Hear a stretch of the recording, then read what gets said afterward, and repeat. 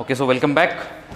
We will start from what we left yesterday. Okay, polity questions PYQs. सबसे बड़ा वही है, पॉलिटी है पूरा प्रीलिम्स में. प्रीलिम्स या मेंस कहीं बोलो आप, polity is the most important thing. So we were done with 2019 paper yesterday. You were not there. Fine. So we'll start with 2020. 2020 में भी हमारे 3-4 क्वेश्चन हो चुके थे शायद. कहाँ तो हुआ था? ये आधार हुआ था, राज्यसभा हुआ था, MP लैड्स हुआ था, ये भी हो चुका था, राइट टू इक्वॅलिटी. ये भी हा पण झाला होता, हाही झाला होता. Physical responsible budget management act सांगितलं होतं तुम्हाला. त्या ॲक्टमध्ये 2-3 स्टेटमेंट्स आहेत जे प्रोव्हाइड करावं लागतात बजेट देताना, other than those mention in the constitution. त्यातली एक इथे देऊन आहे. तर हे कशात आहे तर ते विचारलं आहे. तर त्या ॲक्टमध्ये आहे. हा पण झाला होता काल,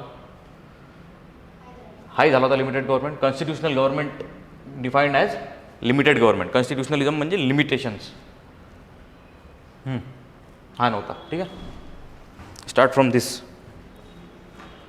Other than fundamental rights, which of the following parts of Constitution of India reflects the principles of provisions of the Universal Declaration of Human Rights?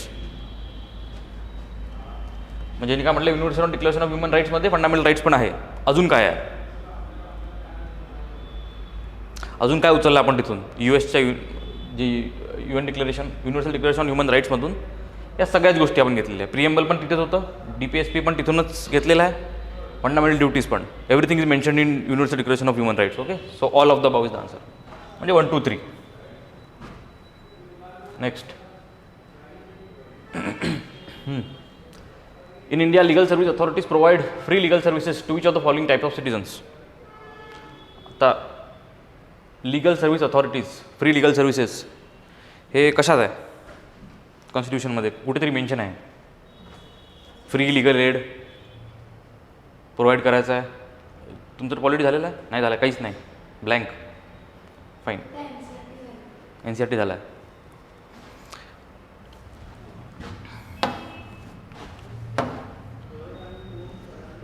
DPSP directive principle of state पॉलिसीमध्ये article 39A under 42nd amendment act, याच्यात free legal aid provide करायचा स्टेटनी लोकांना, those were needed. ठीक आहे ना. त्या DPSPमध्ये ही provision आहे. म्हणून गव्हर्नमेंटनी हा ॲक्ट आणला, लिगल सर्व्हिस अथॉरिटी ॲक्ट. अरे त्यात काही डिटेल्स आहे, तेच यात विचारलेलं आहे. कोणतं रॉंग आहे, कोणतं म्हणजे which of the following citizens are types of citizens in that legal service authority to avail free services. Person with an annual income of less than 1 lakh, transgender with an annual income of less than 2 lakhs, member of OBC with annual income of less than 3 lakhs, all senior citizens. आता all senior citizens याच्यात सगळेच आले, अरबपती पण आले, सगळेच आले. यांना गरज नाही आहे, सगळ्यांना गरज नाही आहे. 4 गेलं, 1, 2, 2, 3, एक काहीतरी आहे. This statement is wrong. Other backward class असं मेन्शन नाही आहे कुठे. Answer is 1 and 2. Okay, answer is A. हा थोडासा फॅक्च्युअल क्वेश्चन आहे, माहिती झालं पाहिजे. काय 9th is a. Yes. Next. Parliamentary system of government is one in which. आता पार्लमेंटरी गव्हर्नमेंट आपण केव्हा म्हणतो? कोणत्या गव्हर्नमेंट्स असतात? पार्लमेंटरी आहे, प्रेसिडेन्शियल आहे. मेन या गोष्टी सेमी प्रेसिडेन्शियल पण आहे एक, पण ते सोडा. सध्या पार्लमेंटरी आणि प्रेसिडेन्शियल आहे. तर आता पार्लमेंट आपण या कोणत्या स्टेटमधून हे म्हणू शकतो की it is a parliamentary government. All political parties in the parliament are represented in the government. विचार करा स्वतःच. All political parties in the parliament are represented in the government. हां, ऑल पॉलिटिकल म्हणजे BJP, Congress are represented in government? No. हां, मग हे लावून बघा थोडंसं. This is wrong statement, clearly wrong statement. The government is responsible to the parliament and can be removed bye it.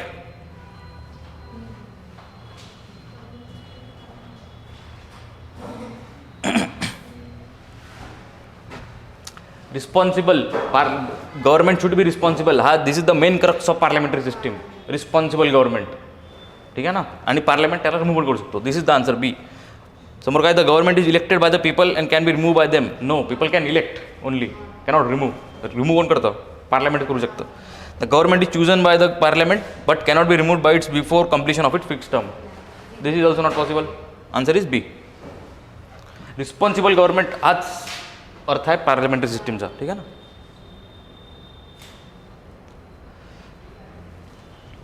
Which part of the constitution of India declares ideals of welfare state? हां, DPSP, yes, directive principle of state policy. Article 38 काहीतरी आहे, 38.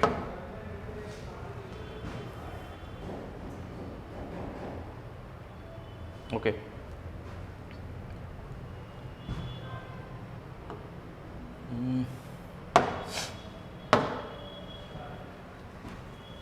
DPSP is for economic democracy.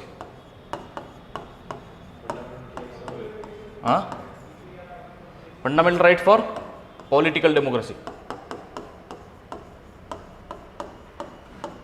ठीक आहे ना, या दोनमध्ये हा conceptual फरक आहे. This will be more based on economical for socio economic democracy.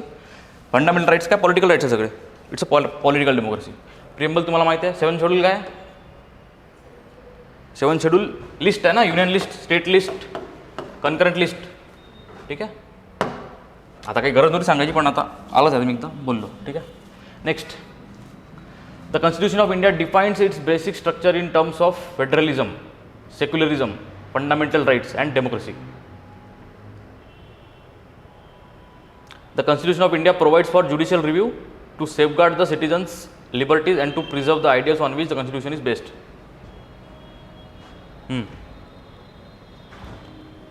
आता constitution of India defines basic structure in terms. Constitution of India does not define basic structure. Constitution of इंडियामध्ये कुठेच लिहून नाही basic structure. Basic structure is mentioned by supreme court in Kesavananda Bharati case, and then in further judgment they have given examples what can be basic structure. Supreme कोर्टाने दिलेले आहे बरेचसे exam. त्यात काय काय आहे, फेडरलिझम आहे, secularism, fundamental right, democracy, this is all basic structure. पण हे कॉन्स्टिट्यूशन नाही, सुप्रीम कोर्टाने दिलेले आहे. ठीक आहे ना, this is wrong. Constitution of India provides for judicial review to safeguard the sits. आता ज्युडिशियल रिव्ह्यू आहे, बरोबर आहे. कॉन्स्टिट्यूशनमध्ये पण पुन्हा ज्युडिशियल रिव्ह्यू कुठेच वापरला नाही आहे, शब्दच वापरला नाही. Constitution does not provide for judicial review, but constitution we can interpret that judicial review is there. ठीक आहे, काही आर्टिकल्समध्ये लिहून आहे की सुप्रीम काय म्हटलो, article 13 for example, article 13 fundamental राईट्समध्ये की no law should be no law should inconsistent with the fundamental rights. म्हणजे काय, हे सुप्रीम कोर्ट डिसाईड करेल किंवा हायकोर्ट डिसाईड करेल. अजूनही हायकोर्ट सुप्रीम कोर्टच्या बद्दल अजूनही 1-2 आर्टिकल्स आहे which will interpret as judicial review, but nowhere mention judicial review. ठीक आहे, तर दोन्ही स्टेटमेंट चुकले, neither 1 nor 2. 13D, yes. One common agreement between Gandhism and Marxism is.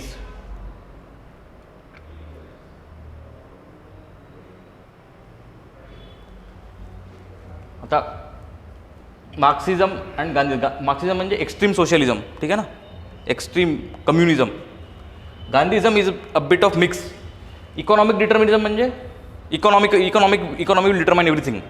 This is not the case what they both are talking about. No, abolition of private property हे हा म्हणत आहे, गांधी नाही म्हणत आहे. क्लास स्ट्रगल काही प्रमाणात म्हणत आहे दोघंही, पण more proper answer is final goal of stateless society. हे गांधी आजकाल बरेचशा क्वेश्चन नाही का गांधीजीच्या अशा डायरेक्टली तुम्हाला विचारणार नाही, गांधीजींनी हे कुठे केलं ते कुठे केलं. कन्सेप्च्युअल क्वेश्चन विचारत आहे आता इतक्यात, असं झालेलं आहे आजकाल. ठीक आहे ना, तर डायरेक्ट तुम्हाला गांधीवर क्वेश्चन तो मॉडर्न हिस्ट्रीमध्ये वगैरे सापडेल, पण डायरेक्ट पॉलिटीमध्ये असे कन्सेप्च्युअलच राहतील. This is the answer, final goal of the stateless society. म्हणजे कोणी वर नको, everything should be govern by people.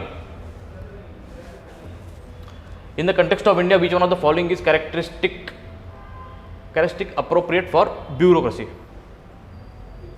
Bureaucracy बद्दल विचारलं आहे. ठीक आहे, you know what is bureaucracy. Civil service म्हणजे हां, an agency for widening the scope of parliamentary democracy,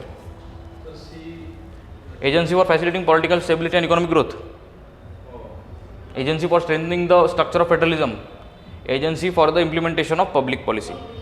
this is the answer. हेच तर काम आहे, मेन काम, इम्प्लिमेंटेशन ऑफ पब्लिक पॉलिसी. अजून काय करतं एक्झिक्युटिव्ह, म्हणजे ब्युरोक्रेसी अजून काय करतं, हेच करतं. ठीक आहे, हे काही नाही आहे. Widening scope of parliamentary democracy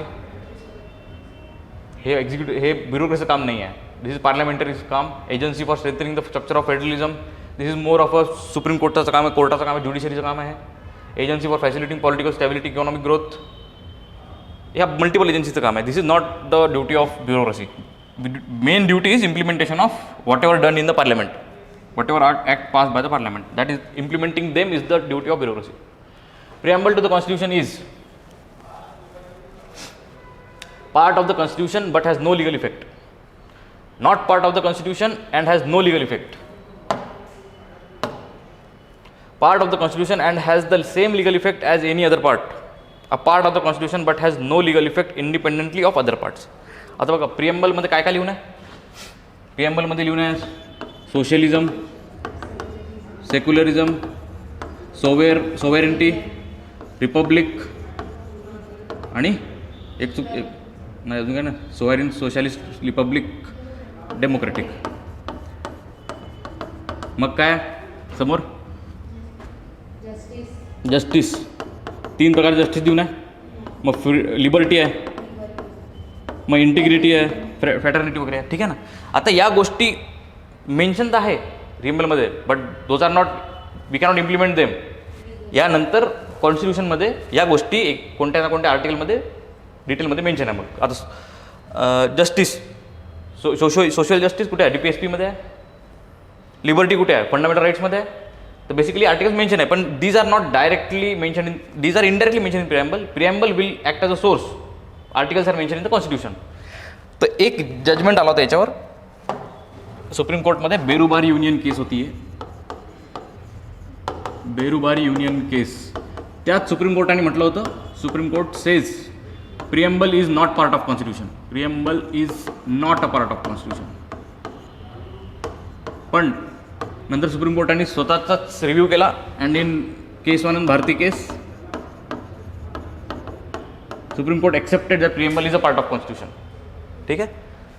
आता पार्ट तर आहे कॉन्स्टिट्यूशनचा, तर नॉट अ पार्ट हार गेला, एक ऑप्शन गेला आपलं, पार्ट आहे, no legal effect, it does not have independent legal effect. ठीक आहे. इंडिपेंडंटली तुम्ही प्रिएम्बलला जाऊन कोर्टात जाऊन प्रिएम्बल माझं व्हायोलेट झालं असं नाही म्हणू शकत ना, कोणता तरी राईट व्हायोलेट झाला आहे. Independently preamble is not a legal, we cannot apply legal effect on it. ठीक आहे. Answer is D, part of constitution but has no legal effect independently.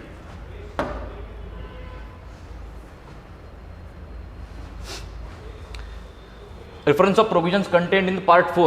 What is part 4?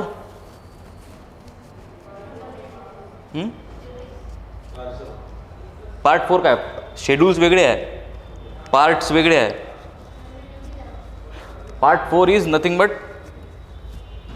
DPSP, direct principle state policy.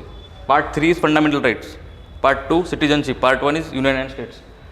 Part 4 of the Indian constitution which are the following are correct. म्हणजे DPSP बद्दल काय correct आहे, दे शाल be enforceable by courts. नाही बरोबर आहे. 37 article they are not enforceable by any court. We cannot go to court की माझा DPSP, those are what suggestions given to state. ठीक आहे ना. सजेशन देतात स्टेटला कसं कसं तुम्ही गव्हर्न केलं पाहिजे. DPSP म्हणजे काय आहे, सजेशन्स आहे स्टेटला, गव्हर्नमेंटला, की तुम्ही काय केलं पाहिजे, काय नाही केलं पाहिजे. तुम्ही हे गाईडलाईन्स आहे समजा. आता तुम्ही याच्यावर ॲक्ट करा. जरुरी नाही आहे की केलाच पाहिजे, नाही केलं पाहिजे. नाही केलं तर तुम्हाला गव्हर्नमेंटमधून लोक हटवतील, है ना. तर देज आर नॉट एन्फोर्सेबल. स्टेटच्या मनात करतील नाही तर नाही करणार. तर this is wrong. Shall be enforceable by courts, no. Shall not be enforceable by any court, yes, this is right. 2 is right. Principles laid down in this part are to influence the making of laws by the state. हेच बोललो मी आता. 2 and 3 is the right answer. Correct विचारलं आहे ना. हां, इथे लक्ष ठेवा, करेक्ट आहे की इनकरेक्ट आहे. 2 and 3 is the answer, D.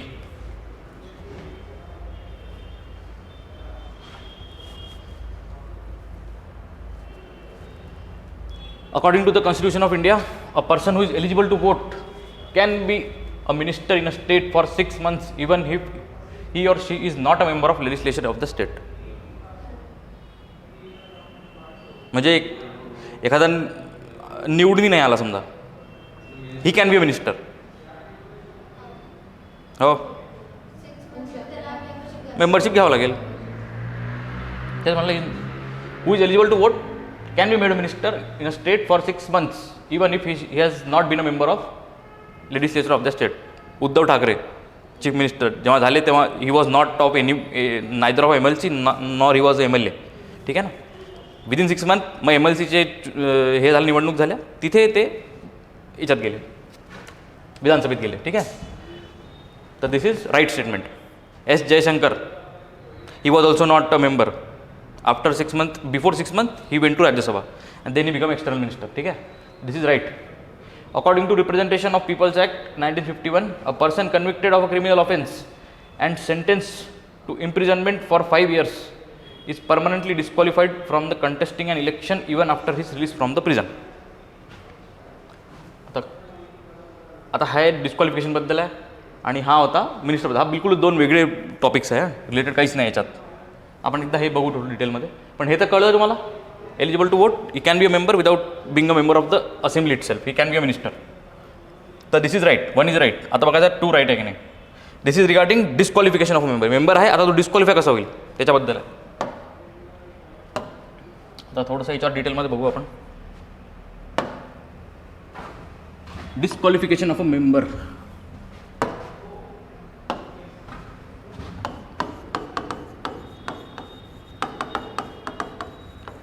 डिस्क्वालिफिकेशनचे 2 प्रकार आहे. आर्टिकल 1021, 1022. 1021 मध्ये सरळ सरळ लिहून आहे, who can be disqualified, directly constitution मध्ये मेन्शन आहे. who is not the citizen of India, not citizen of India. he has unsound mind. unsound mind म्हणजे कळलं ना तुम्हाला, सांगायची गरज नाही. undischarged insolvent, he is an undischarged insolvent, he or she. undischarged insolvent म्हणजे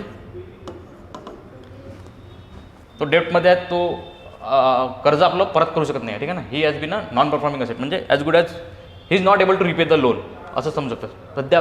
म्हणजे जर तुम्हाला बिलकुलच रफ मिनिंग समजायचं आहे याचं तर ते आहे. ठीक आहे. He has been declare bankrupt असं म्हणू शकतो तुम्ही for now. Undischarge unsound mind, not a citizen of India.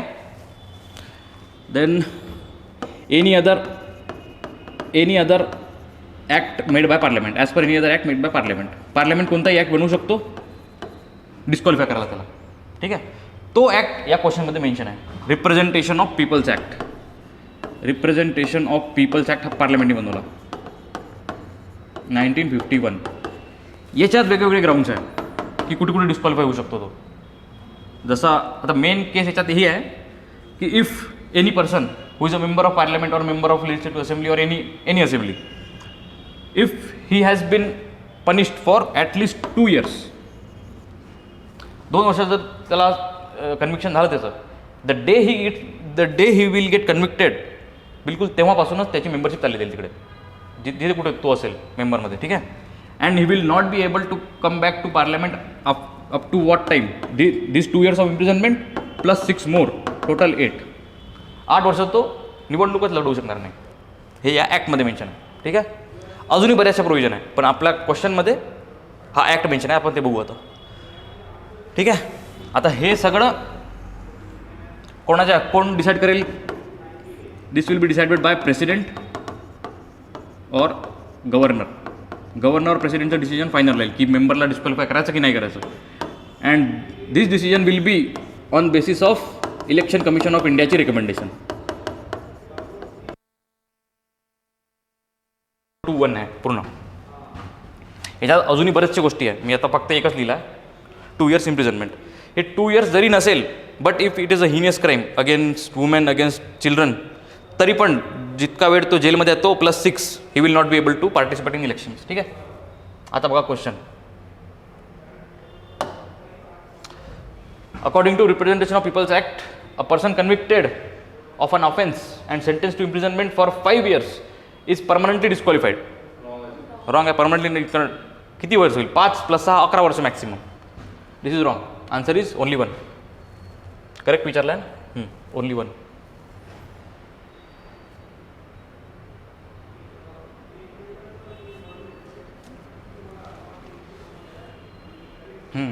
आता बघा काय चूक केली आपण. Answer is D, neither 1 nor 2. हे बघा आपण हे वाचलंच नाही. According to constitution of India, हे 6 months clause is not mention in constitution of India. हा आहे clause, this is not mention in constitution of India. हे कुठून आलं आहे? हे इंटरप्रिट केलं आहे आपण. कॉन्स्टिट्यूशनमध्ये काय लिहून आहे? 2 सेशनच्या मध्ये 6 महिन्याची गॅप नको, 6 महिन्याच्या वर गॅप नको, एवढं लिहून आहे कॉन्स्टिट्यूशनमध्ये. आर्टिकल 85 मध्ये there can not be gap of more than 6 months between 2 sessions of parliament.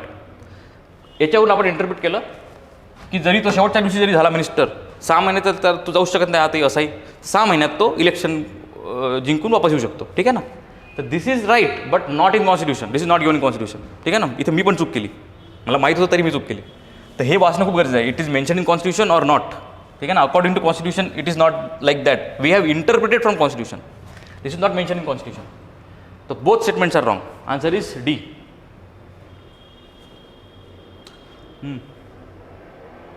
President of India can summon a session of parliament at such place as he thinks fit. एक कॉन्स्टिट्यूशनमध्ये जसं statement लिहून आहे एका आर्टिकलमध्ये. आता कोणता article आहे मला आठवत नाही आहे. But he can summon a session of parliament at any such place as he thinks fit. ठीक आहे. As it is copy paste केलेलं आहे. The constitution of India provides for 3 sessions of the parliament in a year but it is mandatory to conduct at all the 3. हे नाही देऊ नये कॉन्स्टिट्यूशनमध्ये. कॉन्स्टिट्यूशनमध्ये एवढं देऊ नये 6 महिन्याची गॅपच्या वर नको. Maximum 6 months. There is no minimum number of days that the parliament is required to meet in a year. असं कुठे मिनिमम लिहूनच नाही आहे ना. बरोबर आहे ना. ते काय चुकलं याच्यात. There is no minimum number of days. ठीक आहे ना. 1 and 3. Answer is C.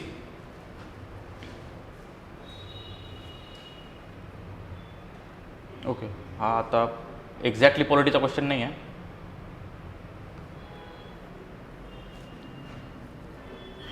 G20 माहिती आहे तुम्हाला.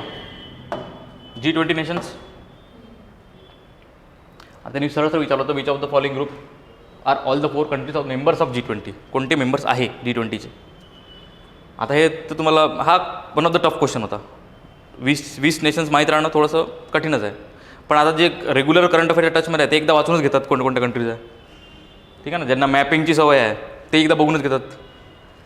Argentina, Mexico, south Africa and Turkey, Australia, Canada, Malaysia and New Zealand, Brazil, Iran, Saudi Arabia, Vietnam, Indonesia, Japan, Singapore and south Korea. हा बऱ्यापैकी कठीण question होता. टर्की नाही आहे. ठीक आहे. नाही टर्की आहे. सॉरी कोणता नाही आहे. एक यातला मलेशिया नाही आहे की. Answer is A. According to की आन्सर इज ए. हा मी पण बहुतेक सोडलाच असेल. 65 answer is A. Argentina, Mexico, South Africa, Turkey are all the 4 countries are members of G20. Australia, Canada, Malaysia. Malaysia is not the country here. Iran is not the country here. Japan, Singapore and South Korea. याच्यात बहुतेक Singapore नाही आहे की south Korea नाही. एक कोणतं तरी नाही आहे याच्यात. ठीक आहे. और आन्सर इज ए. हा पॉलिटीचा क्वेश्चनच नाही आहे. हा माहीत नाही का झाला. ठीक आहे. वी आर डन विथ 2020 ना.